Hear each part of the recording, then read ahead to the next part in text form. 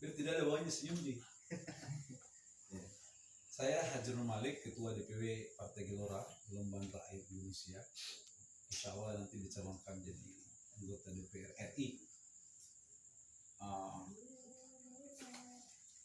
Saya tinggal di Mamuju sudah sejak tahun 82. Tapi saya itu orang Poloi Mandar. Istri saya juga orang sini di Lampak. Cuma kita ini sejak kecil ya mungkin usia berapa ya, kelas 3 SD pindah ke Mamuju. Kalau saya tepatnya di Tinambung. Kemudian tamat di Lampak, kuliah di IAIN Alauddin Makassar, pulang ke Mamuju 99, mulai di situ bekerja menjadi guru honorer, jadi dosen tidak tetap, mengajar remaja masjid TPA sampai sekarang. Tahun 2004 kami diberikan amanah jadi anggota DPRD selama 2 periode. Jadi saya pernah jadi anggota DPR 10 tahun bersama Pak Kiai. Terus 10 tahun ini 2014 sampai sekarang kita juga ada di luar ini. Kita di luar memantau pergerakan teman-teman yang sudah jadi anggota DPR setelah kami. 2019 yang lalu kita tidak caleg karena memang belum dibutuhkan lagi untuk itu. Kemudian Bapak Ibu kasih Pak Martinus. Setiap 5 tahun ini kita pemilu dan tidak lama lagi, kurang lebih 150 hari kita akan masuk lagi pemilu. Kami dari partai baru ini, Partai Gelora, itu sosialisasi pertama pengenalan. Ini partai baru, karena tak kenal maka tak sayang maka tak dipilih. Kalau kita tidak turun, jangankan saya sebagai caleg DPR RI yang baru, Ibu Ruskati saja yang sudah 2 periode jadi anggota DPR RI, istrinya gubernur, masih tuh pasang baliho kan? Tapi mestinya itu kalau sudah incumbent orang, jangan pasang baliho lagi. Berarti tidak dikenal selama bekerja. Iya kan? Iya. Saya di Mamuju Pak, periode pertama tidak pernah pasang baliho kita karena memang tidak ada uang pasang baliho 2004. Pemilu 2004 itu. Mana baju tahu Ustaz sini, saya sabulun, pakai ini. Ada tuh sabulun yang pakai begini. Iya. Ini banyak Martinus ini bisa disabang. Siap. Kalau dapat ini langsung sabun tuh. Begitu dulu. Memperkenalkan nama partai yang kami punya dulu. Terus kalau ketemu ada orang mati pakai bendera putih, dan sudah bilang teman saya, Ustaz, bendera kenapa bisa disabung katanya. Ada lebih parah Pak Martinus. Kami perjalanan pergi ke Pasangkayu, ketemu ular di jalan, berhenti, bendera itu, ular, bendera, nah kenapa bisa kita jual. Itu serius. Sawah.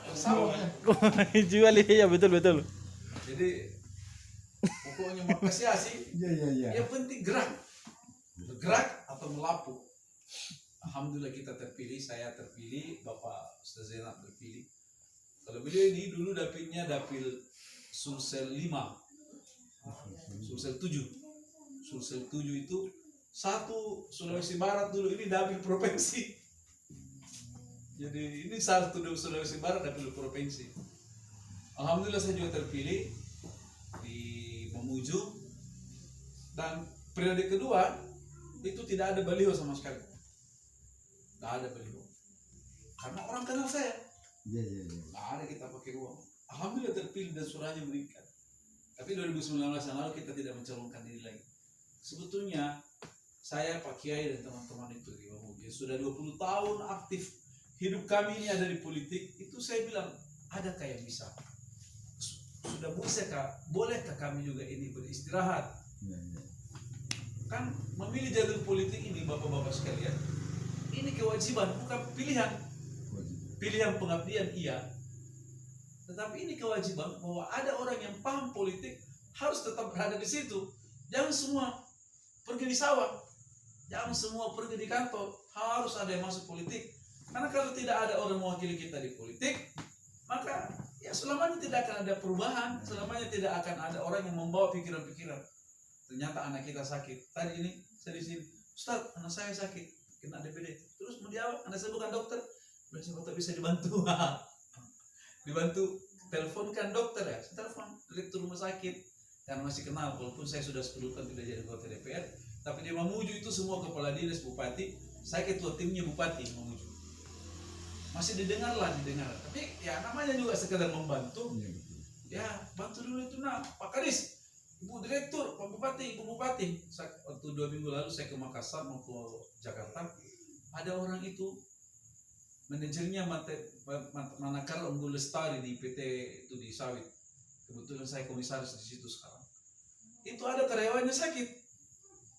Ambulansnya pergi semua. Itu hanya sekedar untuk menggantikan ambulans yang lain yang bisa membawa itu punya orang ke Makassar. Itu tidak dilayani sama direkturnya karena banyak alasan macam-macam. Ustaz, telepon dulu Ibu Bupati. Telepon, Bu, gimana di Bali? Bu, ini nih, saya pesan pos. Mudah-mudahan masih jadi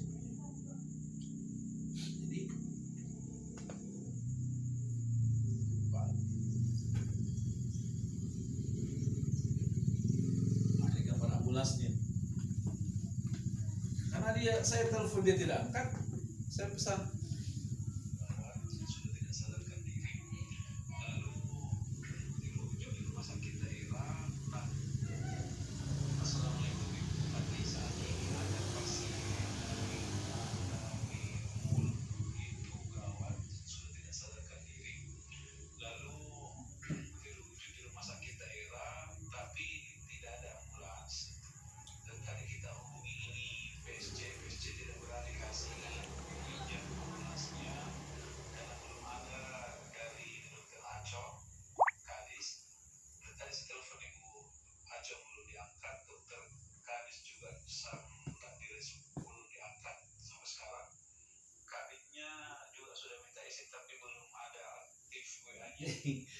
Kita telepon Kadis tidak diangkat, kita telepon Kabit sekedar Kabit itu kan sebenarnya Kabit kasih izin ambulans jalan itu penyakit, jalan itu pasien.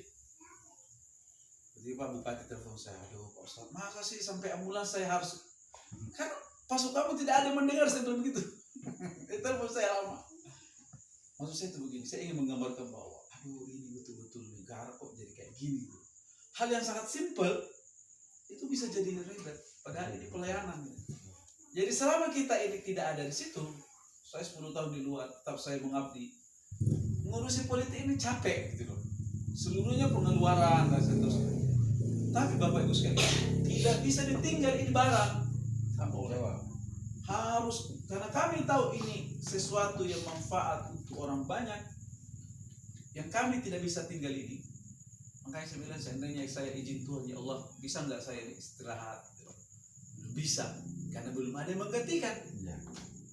Sebab kalau kita ini tiba-tiba berhenti dari pensiun politik, itu namanya cuek, pasrah, tidak mengurus. Udah, Pak Rahman ngurus beliau, Pak Martino susah aja deh.